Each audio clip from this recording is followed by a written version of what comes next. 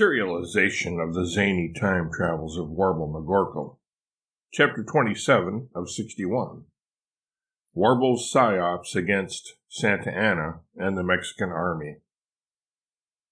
Like a small dog who starts chasing a car once it's heading away from him, Warble sees that Santa Anna's men are disappearing over the horizon. "They're fleeing to flee," he yells out exuberantly. "Probably to the shining sea, if I'm not utterly mistaken." Tanglefoot tells Warble the ammo is given out. There are no chili or donuts at all left. "Dang it," is Warble's response to that intelligence. "I wanted to have a bowl of that larrapin good chili in a victory celebration, as a symbolic in-your-face, or actually in my face, gesture. Oh well. When you're out of ammo, boys, you have two options: charge or retreat. If the latter is not an option, then it's time to fix bayonets. Remember the 20th Alabama at Little Flat Top." "But Warble, that hasn't happened yet," Marianne tells him. "And it wasn't." "No matter," Warble tells the security expert under his breath, waving his hand to silence her. "They don't know that." He gestures with his head back towards the Texicans. "For all they know, the present is the future, so this is like comparing peas and peaches, or perch and percherons anyway." It's all too much for Ward, who has overheard Warble's aside to Marianne. Warble logic has addled his previously moderately sound brain. Ward begins babbling and mumbling and wanders off, away from the group that is mingling, commiserating, and socializing in the warm afterglow of all-out, unmitigated victory. Nobody notices Ward climb onto the parapet until it's too late. With a whimper, followed by an anguished shriek, he leaps out into space and falls, head over heels and ankles over elbows, to the ground below. Nobody takes time to check on Ward at the moment, though. The victory celebration is on. They drink Texas tea and dance the Texas two-step. Soundtrack note: Tea for Texas by Jimmy Rogers, Leonard Skinner, or Dwight Yoakam. Once the teacups have been drained and the two-step stepped, the Texicans and most of Warble's entourage chase the Mexicans due south. As they catch up to them at the border, just past the Taco Bell there, the Mexicans are settling in for lunch, to be followed by a siesta. Embarrassed over the indignity of the battle's outcome and livid over the poor usage of their stylish uniforms, Santa Anna's men pointedly deign to acknowledge the proximity of their foes, seemingly completely ignoring even the very existence of the Texicans and their funny friends. Warble wants to get as much mileage out of his victory as possible, though.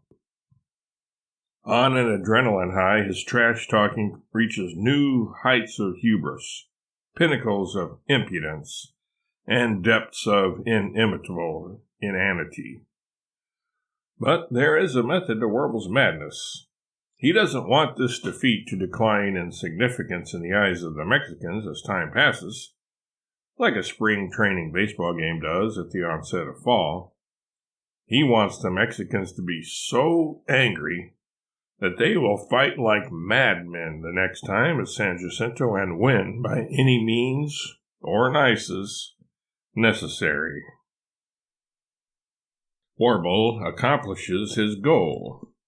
Each soldier in Santa Anna's army, even normally easygoing ones with peaceful tendencies and pleasant dispositions who just came along with the army for a lark, as well as those who were pressured into serving against their will, vow in their hearts to not just beat the Texicans next time, but trounce them beyond any doubt. Unconditional surrender of Texas or bust. Not that they want the prize. They just want sweet revenge. After the Mexicans finish their meal, which sticks in their craws, and their siesta, which is spent tossing and turning and gritting their teeth, They silently pack up and move on, south for the season, somewhat reminiscent of a team of Arctic terns, a gaggle of Canada geese, a murder of crows, or a bunch of lightly clad hobos. Warble returns to the Alamo to survey what he considers to be his parade grounds. Walking around the perimeter of his castle as he now views it, all of a sudden he comes upon Ward unconscious, lying on his back at the base of the Alamo's south wall.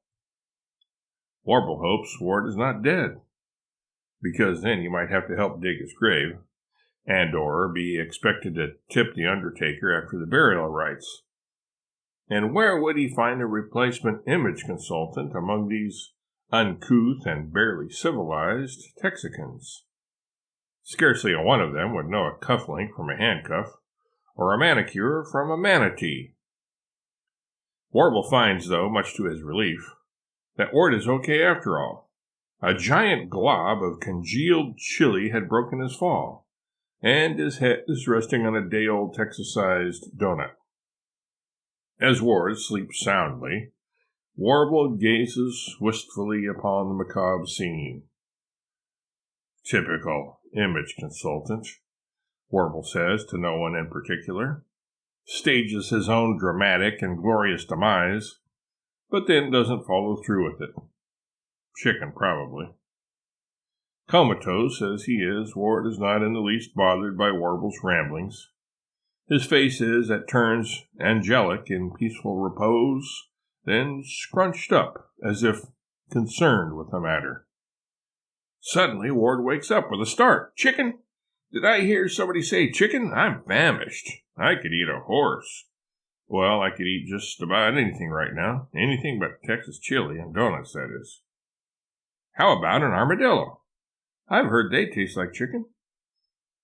There's a Taco Bell down at the border, Robespierre, Warble says.